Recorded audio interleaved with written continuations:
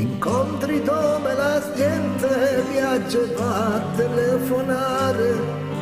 col dopo barba che sa di pioggia e la 24 ore, perduti nel Corriere della Sera,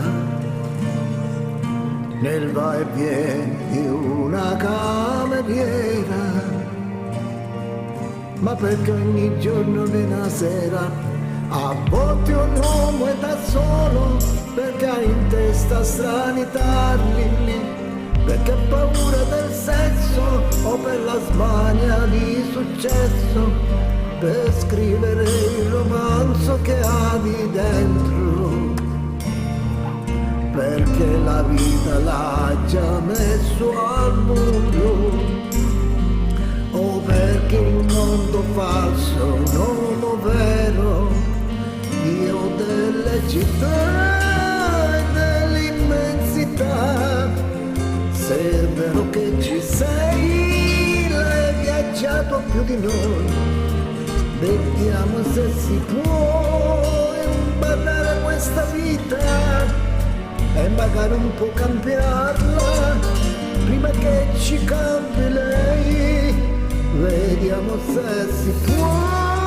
farci amare come siamo, senza violentarci più con nevrosi e gelosie, perché questa vita sente che stesso dorme amore,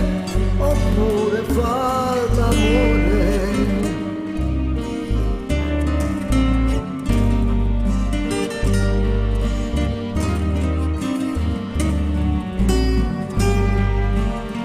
Sono uomini soli per la sete di avventura, perché ha studiato da prete per 20 anni di galera, per madri che non li hanno mai svezzati,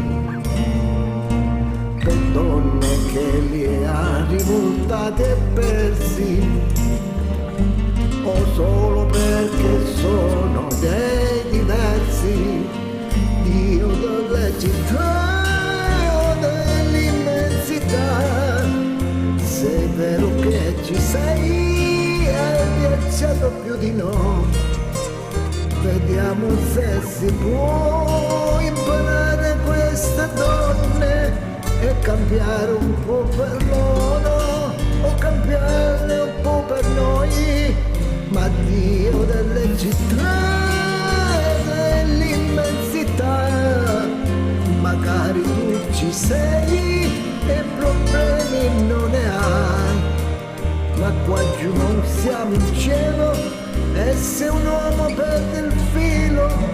è soltanto un uomo solo.